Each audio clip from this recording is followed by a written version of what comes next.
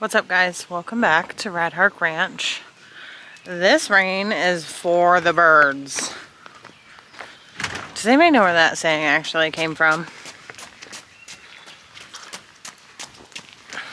I don't, but like literally.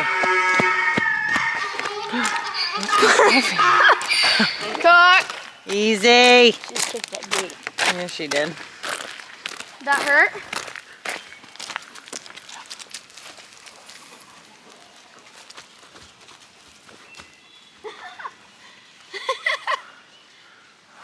What is my life? Ready?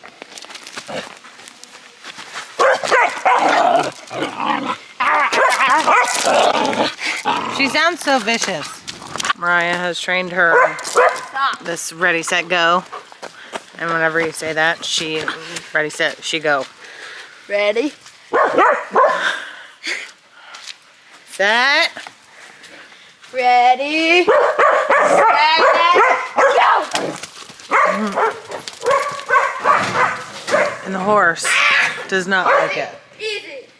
Easy. But no, she's not vicious. She just gets all wound up and the kids think it's hilarious. Cook. Well, my camera died out of the barn. Callan and I ran out to feed real quick between raindrops. It's supposed to start raining again here in about 10 minutes, according to my handy dandy weather app. But I wanted to show you how we decided to arrange the beds. And I have to get these onion sets planted. I have about 2 rows of tomatoes and 1 row of peppers left to plant. And then I think I say that I'm done, but I have a couple more plants like lingering that I may try and like pop in random places. And I have the 2 beds in front of the barn that we have to finish, but I'm trying to get rid of the hay that's there first. So I wanted to show you guys how we decided to arrange these beds. So whenever you come down the front steps of the deck, you walk in to the arch that was here last year. So this bed was here last year and this arch was here, but it was just driven into the ground. So we added a bed here, and that is mostly going to be herbs, controlled-ish. So right now in this bed, these are my hollyhocks. These should be the black ones. This is a pineapple sage, calendula, dill, a couple kale, which I know are going to go nuts, but they're not going to last very long, and then oregano, and then this is the oregano that we pulled that from because I know my husband, and that's eventually going to get mowed over. And then up against this trellis are Kajari melons that will grow up this side. So then over here in my garlic bed, up against this trellis are morning glories that volunteered from last year. And as you can see, they are everywhere. Morning glory, morning glory, morning glory, morning glory. Well, that one's not. That's a weed. Morning glory, morning glory. But they are clear down that row. So this row here is my asparagus. I'm not really sure what I'm going to do with this. I think I'm going to take the asparagus from here, and then there's asparagus that lines the whole front of the house over there. I'm going to take it and kind of plant it in the wood line just because it's not conducive to what I got going on, really. So then if we walk over here, so out this way is the backyard and the fire pit, and then past that is the barn. We have another arched trellis. And on this side is supposed to be cucumbers, but the cucumbers that I want to be here, I lost the seeds for. So I have to try and find those, and thus far I am unsuccessful. But I have cucumbers on this side, and this arch trellis is starting to rain. And then I just plopped some marigolds. Here's a couple onions that I had left over, and that is chamomile. This bed here, I have a nasturtium, and then I have more kale. These are those sweet peas, the non-edible sweet peas. They're just peas that the fragrance are supposed to smell really, really good. I've never smelled those. I started them inside and let them sit for far too long, so they're kind of sad. And then I have some more marigolds. And then up against this trellis is going to be more cucumbers. I haven't started those yet. Again, lost those seeds. In this bed, we have eggplant and cucamelons. These tiny little guys are ones that I started from seed. This guy I bought because I have started cucamelons or mouse melons or Mexican sour gherkins, whatever you want to call them, for the last 3 years and have yet to successfully grow them. So I was hoping with putting them in this raised bed and buying one started plant, I will get to try a mouse melon. We will see. So, on to the next. So in this next bed, we've got these 2 rows are Brussels sprouts, and this row here is cabbage.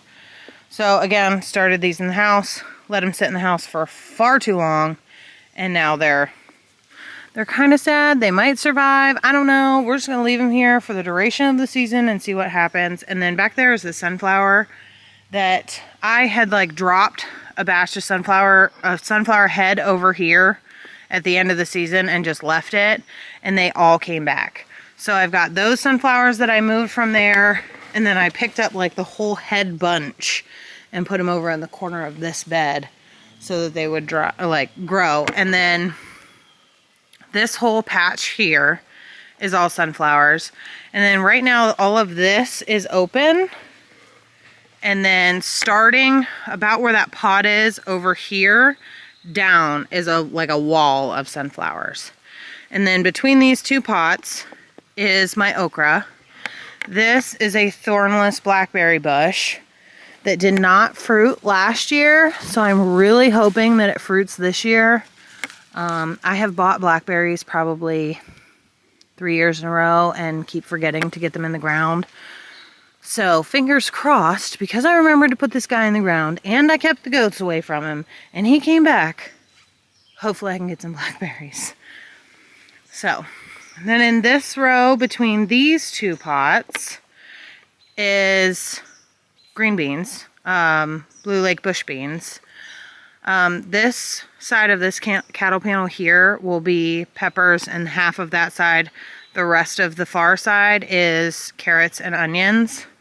These carrots, a couple weeks ago, my niece came over and she wanted to plant something. So I brought her out here and I let her plant these carrots, and I threw a board over them and I forgot about them. So then a couple weeks later, I took the board off, nothing was happening. So I was like, whatever, put the board over there and then let it go. And lo and behold, here are carrots. And I was shocked. So I intermingled these onions here are onions that I started from seed. And then my mom had extras of onions that she bought from sets. So I am working on planting these here to get them in the ground. I have never successfully grown an onion, so we will see how that goes. Am I doing it wrong? Maybe. Do we know? No. Because we're just riding it out. And then we have 1, 2, will be 3, 4, 5 panels of tomatoes. This row here is mostly cherry tomatoes. That way whenever you walk in off the porch, you can hit up the cherry tomatoes and then go look at everything else. So there's a little mini kind of garden tour for you. Nothing is done yet, but I wanted to show you guys the progress that we've made in between raindrops, because it has not stopped raining here in Ohio for the last umpteen days. And the days that it was sunny, I left my camera in the house and we just worked. I mean, Mother's Day weekend, we worked. The weekend after that, we worked nonstop. So far, as you can see, my raised beds are in, and Lincoln is, I think, probably just as excited as I am, and he is ready to get started building some more. You know, for us, the raised bed thing isn't necessary. We have really good soil here, but trying to keep the walkways weeded or consistently buying stuff to put down in the ground, like on the ground, to keep the weeds away is just becoming a hassle, especially for this size of a garden. So if I can maintain just the bed space and let these walkways grow up in grass, I mean, they're 4 foot apart, so they're wide enough that we can get a little mower in here. And then, you know, Callan, my son, has a mower that you can bag up the grass, and then we can use that grass as, you know, weed suppressant for in the beds to keep the moisture in, and so on and so forth. So we have gotten a lot done.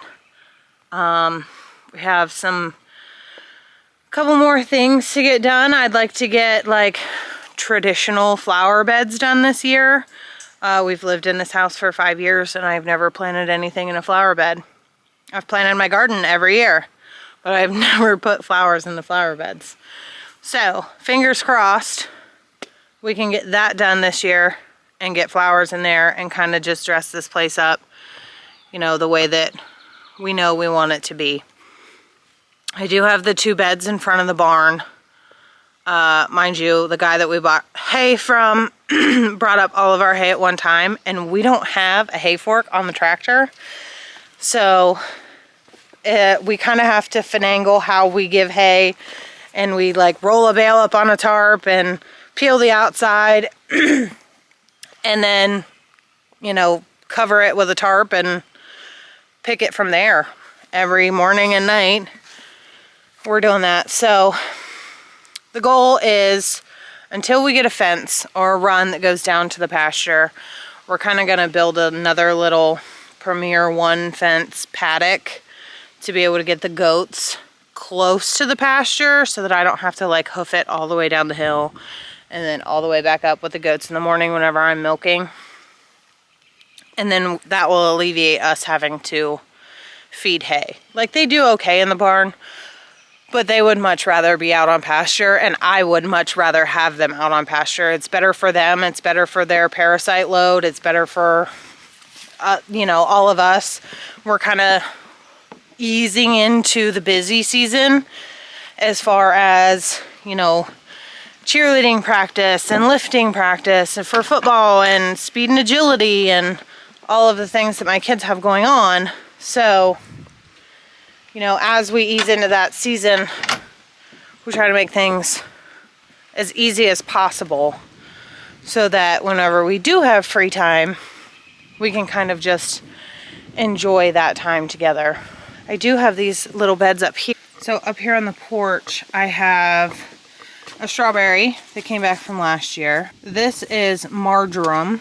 I bought it simply because it's variegated. So if anybody knows how to use marjoram, let me know, because I've never done anything with that. I know it's culinary, but I don't know how to use it. I literally bought it just because it's pretty and variegated. Dill, and then peanuts, because my kids have never seen how peanuts grow, and I actually have never grown a peanut, so I bought peanuts so we could pull those up and see how that works. These are bought just to go in the flower bed. This is a hydrangea, and it's going to take the place of that bush that the chickens have murdered. And then my lavender needs to go in somewhere. And then I have my Greenstalk. And in my Greenstalk, I have basil and then purple basil. I think I might have to move my Greenstalk off my front porch. And the rest of it is filled with strawberries. And then a couple of these little pansies. But I think I might have to remove my Greenstalk off my front porch because the sun rises there and it sets there. So this Greenstalk is getting full sun all day long, which is fine, but full sun is technically like 6+ hours. These plants don't need 24/7 sun. And I think what's happening with these, I thought for a minute it was my soil, but I think what's happening after looking at these and looking at these basil, I think they're getting sun bleached. So, and I'm not sure, you know, it could be a phosphorus thing, but I really think that the sun is just scorching them. Oh, That's from a fused blossom right there. Interesting. So that is my Greenstalk. I will put a link down in the description where you can go and check out theirs. I know that they were having a sale here recently. I don't have a coupon code for you, but I have no regrets buying this. I absolutely love it. I do think I need to move it somewhere else, but my hands are dirty and I just tried to wipe that off. So now it's all dirty. So long story short, we are kicking butt and taking names whenever it comes to getting stuff done around here. We're really trying to get this place cleaned up so that once the kids are in full swing with practices with their sports and it's really hot out, we will be able to, you know, kind of pump the brakes, go spend time with family. You know, my Lincoln's mom and dad have a pool, my parents have a boat, so hopefully, you know, the weather will clear up and give us a chance to, whenever we're not running all over the place, get in some water and enjoy the heat with our families. So, we shall see. Thank you guys for learning with us, and we'll see you next time.